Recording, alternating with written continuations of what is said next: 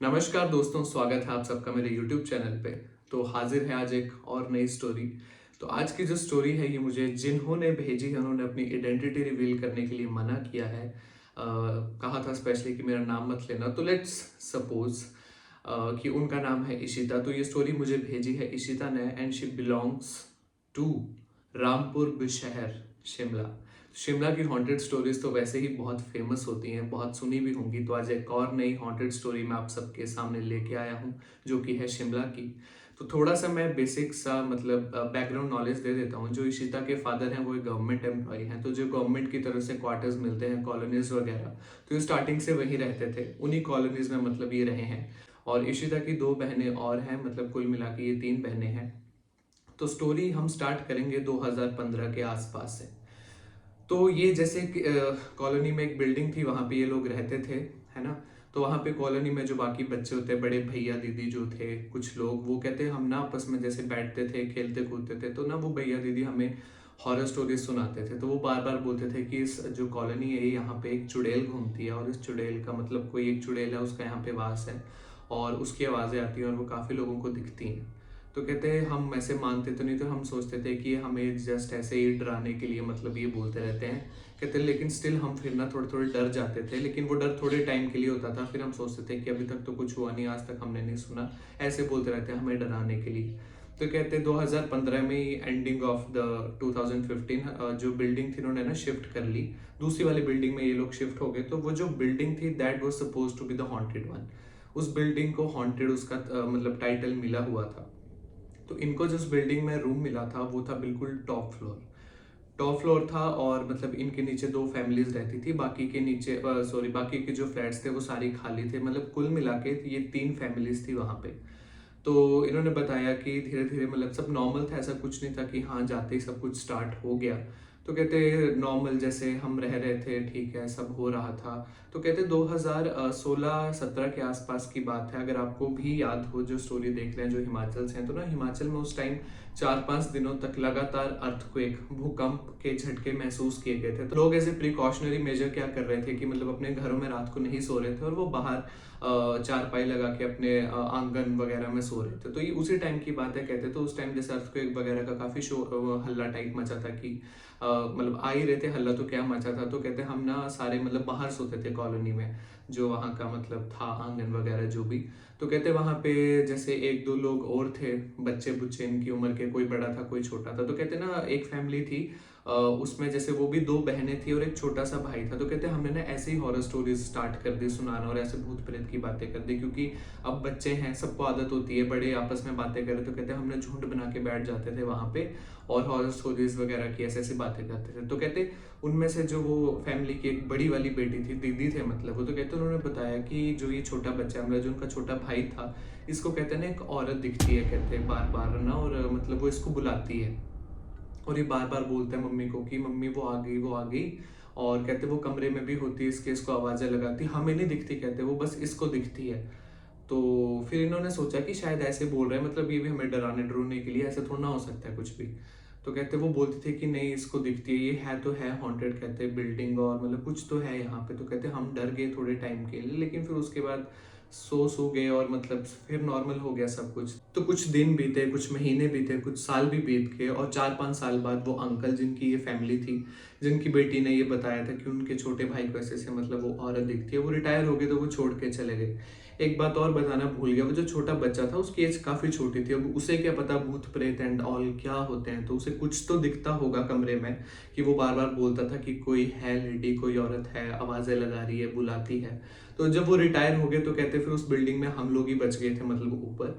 और सिर्फ मतलब बच्चे बच्चे हम लोग ही थे, कहते मैं, मेरी बहन, और बाकी तो मम्मी पापा थे। तो कहते जो फर्स्ट इंसिडेंट इनके साथ हुआ, इनकी फैमिली के साथ हुआ था, वो था तकरीबन 2021-22 के आसपास के साथ। मतलब बीच के जो साल थे इट वाज नॉर्मल, कुछ कुछ होता था बीच बीच में, वो मैं आगे आपको बताऊंगा। तो कहते एक बार क्या हुआ कि मैं और मेरी बहन थे, कहते रूम में। तो थोड़ा सा मैं आपको इनका मतलब रूम के बारे में बताता हूँ कैसा था। जैसे मेन डोर से जब आप एंटर करो तो एक गैलरी आती है, और गैलरी के साथ 4 दरवाजे हैं, एक किचन का, एक बाथरूम का, और 2 दरवाजे रूम के लिए। तो अब जो 2 दरवाजे हैं रूम में, मतलब वो आपस में इंटरकनेक्टेड भी है, एक दरवाजा भी है, और एक रूम के साथ एक और दरवाजा है जो थर्ड रूम के लिए मतलब जुड़ता है साथ में। तो कहते हैं मैं अपने वाले सेकंड वाले रूम में अपनी बैठी हुई थी और फर्स्ट वाले रूम में मेरी दीदी थी। तो मैंने टीवी लगाया था और म्यूट पे रखा था और मैं सोफे पे बैठ के फ़ोन पे कोई गेम वगैरह खेल रही थी।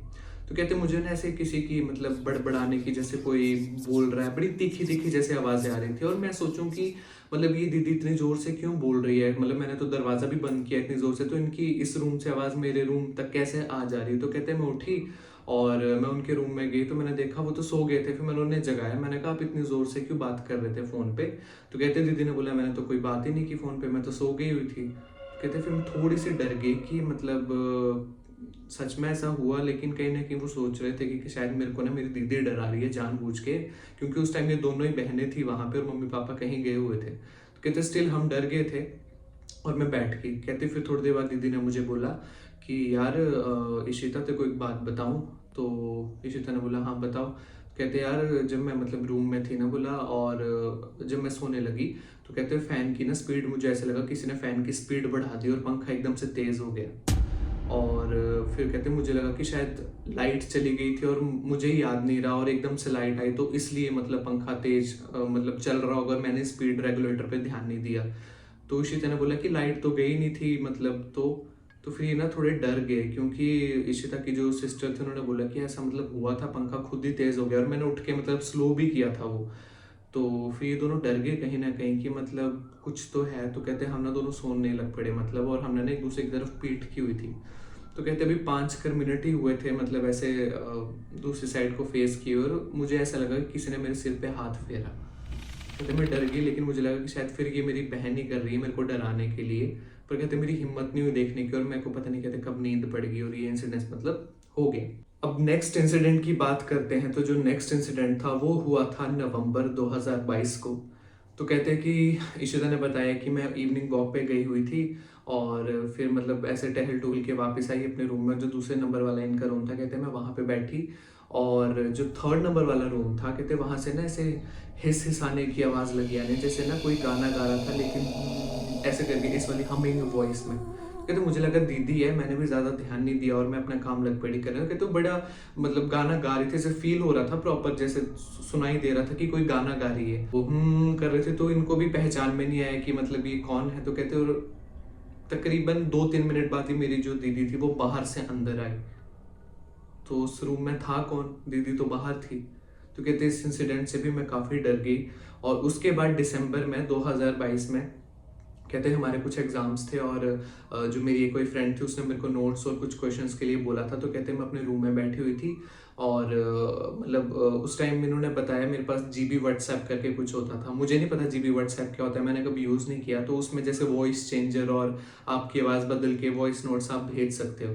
तो कहते मैंने ना उसको वॉइस नोट में करके कुछ भेजा और जब मैंने वो वॉइस नोट सुना दोबारा से, तो ऑब्वियसली जब हम वॉइस नोट भेजते हैं तो हमें आदत तो होती है अपनी आवाज़ दोबारा सुनने की। तो कहते मैंने उसे वॉइस नोट भेजा और जब मैं उस वॉइस नोट को सुनने लगी तो मेरी आवाज़ थी वो तो बदल गई थी, क्योंकि कहते मैंने वॉइस चेंजर उसमें यूज़ किया हुआ था। तो इन्होंने जब वो वॉइस नोट ध्यान से सुना तो पीछे से कोई इनको बुला रहा था, इशिता इशिता करके।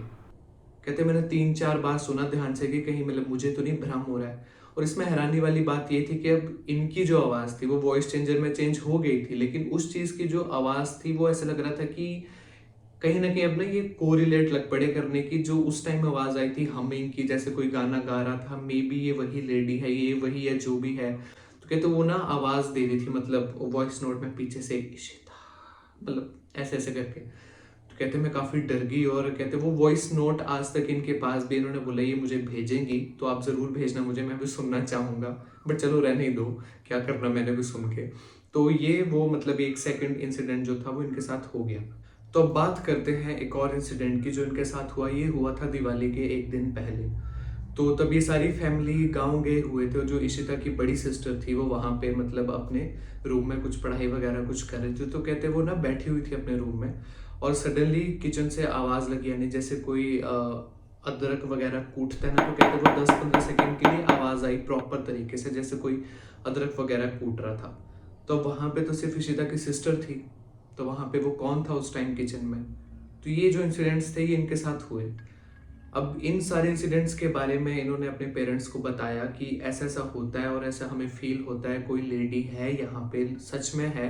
और उन्होंने तीनों चार इंसिडेंट जो भी इनके साथ हुई है बताया, और साथ में ये भी बताया जैसे कई बार क्या होता था कि हम यहाँ पे बैठे हैं तो डोर जो है सामने वाला वो दरवाज़ा खुद खुल जाएगा, खुद बंद हो जाएगा। कई बार बर्तनों की आवाज़ आती थी, ऐसे कोई चल रहा है, कोई गा रहा है, कोई कुछ बोल रहा है, मतलब वो प्रॉपर फील होता था कि हमारे साथ कोई एक चीज़ और रह रही है। पर बोलती वो वैसा कुछ नहीं थी, मतलब कि हाँ कि मैं मार दूंगी, मैं ये कर दूंगी, वो कर दूंगी, कुछ था। तो इन्होंने अपने पेरेंट्स को बताया तो कहते फिर जो हमारे गांव के देवता हैं, कुल देवता, उनके जो गुर होते हैं, मैंने पुरानी वीडियोस में भी बताया था गुर और माली क्या होते हैं। जो देवता जब एक मनुष्य में, एक पर्सन में एंटर करते हैं तो उनको बोला जाता है गुर और माली, जिनके थ्रू देवता अपना संदेश पहुंचाते हैं। तो उनसे पूछा क्या गया, उन्होंने मतलब खुद ही बता दिया इनके पेरेंट्स को कि आपकी लड़कियों को कोई चीज़ है, कोई शक्ति है, मतलब जो डरा रही है और अपनी प्रेजेंस मतलब फील करवाती है। और फिर उन्होंने खुद ही बता दिया कि ऐसा ऐसा होता होगा इनके साथ, ऐसा ऐसा हुआ है, इनके किचन में वो जाती है, इनके रूम में जाती है, वो जो तुम्हारा वो वाला 3 नंबर वाला कमरा है वहाँ पे वो बैठ के कई बार रोती है, कई बार गाने गाती है, आसपास चलती है, मतलब उन्होंने खुद ही सब बता दिया। तो पर उन्होंने ये भी बोला कि डरने की जरूरत नहीं है, ये तुम्हें कुछ करेगी नहीं, ये सिर्फ तुम्हें अपनी प्रेजेंस और अपनी मतलब वो फील करवाना चाहती है कि तुम अकेले नहीं हो यहाँ पे और मैं भी हूँ यहाँ पे। तो इन और गुरु जी ने एक चीज और बोली, कहते कोई ना वहां पे एक शक्ति है जो तुम लोगों को बचा रही है उससे, मतलब वो बचाएगी। तो फिर इन्होंने बताया कि हमारी कॉलोनी जो थी इनकी, वहां पे कुष्मांडा माता जी हैं, उनका मंदिर है बिल्कुल ही साथ में। तो वो जो देवी हैं वो इनकी मतलब रक्षा कर रही वहां पे। और उन्होंने गुरु ने ये भी बोला कि मतलब आपको डरने की जरूरत नहीं है, कुछ करेगी भी नहीं, और अगर करना भी चाहे तो कर भी नहीं पाएंगी, देवी आपको मतलब पूरी प्रोटेक्शन है। तो कहते हैं फिर हम लोग मतलब वहां से आगे वापस अपने रूम में और वहीं पे रह रहे हैं अभी तक। कहते हैं लेकिन वहां से जब से हम वापस आए तो ऐसा कुछ इंसिडेंट्स मतलब हमारे साथ हुआ नहीं। और अब इस इंसिडेंट्स को मतलब अब खुद लगा लो कितना टाइम हो गया, 2022 23 24 लगा, 1-2 साल हो गए, तो ये वहीं रह रहे हैं अभी, और ऐसा कुछ इसके बाद कहते हैं हमें फील भी नहीं हुआ। लेकिन हाँ, जब मतलब ये सब इंसिडेंट्स होते थे तो एक चीज जो इनको कॉमन होती थी वो होती थी स्लीप पैरालिसिस। इनकी बड़ी बहन को जैसे दबाव पड़ता है, ये भी मैंने काफी वीडियोस में बताया है, समझाया है। तो कहते वो भी काफी होता था, जैसे और छोटे मोटे हॉरर किस्से एंड ये वो सब चलता रहता था। तो फिर बाद में आके जब इन्होंने थोड़ी पता वगैरह किया कि क्या हुआ था यहाँ पे, क्यों हॉन्टेड बोलते हैं इस जगह को, तो पता चला कि वहाँ पे मतलब कोई एक आंटी थी जिनकी मतलब बेबी थी 4-5 महीने की, उन्होंने वहाँ पे सुसाइड कर लिया था। तो ऐसा माना जाता है कि वो अभी भी वहीं पे रहती है और अपने बच्चे को ढूंढती रहती हैं मतलब। और उनके जो हस्बैंड वगैरह थे वो चले गए थे उसके बाद, कहीं शिफ्ट कर गए थे कि पता नहीं क्या, अब बैकग्राउंड इतना नहीं पता स्टोरी का, बट ऐसा बोला जाता है कि वो जो लेडी थी वो भी मतलब वहीं रहती है और अपनी बच्ची को ढूंढती रहती है, नहीं मिलती फिर वो रोती है बैठ के, कई बार गाने गाती है, कई बार मतलब अपनी प्रेजेंस वो दिखाती है। तो ये थी स्टोरी इशिता की, जो कि थी रामपुर बुशहर शिमला से। स्टोरी बहुत ज़्यादा डरावनी नहीं थी लेकिन इंटरेस्टिंग थी, मुझे अच्छी लगी, तो मैंने सोचा आप लोगों के साथ शेयर करूं। और मैं वेट करता रहता हूं आपकी हॉरर स्टोरीज का, कुछ यूनिक, कुछ अलग से किस्से, कुछ डरावने से किस्से आप लोग मुझे भेजें, लेकिन नहीं भेजते आप लोग, बहुत कम कम लोग भेजते हैं, और उनमें से भी फिर मुझे छांट छांट के स्टोरी सुनानी पड़ती हैं। और यही रीज़न था कि मैं इतने टाइम से स्टोरी नहीं सुना पा रहा हूँ, क्योंकि मैं अपनी मर्जी से कुछ बना के बोल दूँ उसका कोई फ़ायदा है नहीं। मैं चाहता हूँ कि ऑथेंटिक स्टोरीज, ऑथेंटिक लोगों की जो स्टोरीज है वो आपके साथ शेयर करूँ। तो उम्मीद करता हूँ आप लोगों से कि आप मुझे, मेरी ईमेल आईडी है स्क्रीन पे आपको दिख जाएगी, वहाँ पे स्टोरीज मेल कर सकते हैं अगर आपको लगता है कि आपकी स्टोरीज सच में इंटरेस्टिंग है, थोड़ी लंबी है कि सुनाने में भी मजा आए, मेरे को टाइम भी लगे थोड़ा, और कुछ यूनिक है, कुछ इसमें अलग सी चीज़ है, तो मेरे को ज़रूर भेजें। ठीक है, अब कुछ लोग स्टोरीज भेजते हैं वो बहुत छोटी छोटी सी होती है, मतलब मैं वो तो 2-3 मिनट में सुना के मैं खत्म कर दूंगा। तो आपको भी पता है ऐसे स्टोरी सुनाने का फायदा नहीं, लोगों को मतलब एंगेजमेंट चाहिए होती है स्टोरीज में। तो आई होप आपको ये स्टोरी अच्छी लगी होगी। जल्दी मिलूंगा नई हॉरर स्टोरी के साथ, अगर आप लोग मुझे जल्दी हॉरर स्टोरी भेज दोगे। नहीं, till then take care, bye bye, Jai Shri Ram.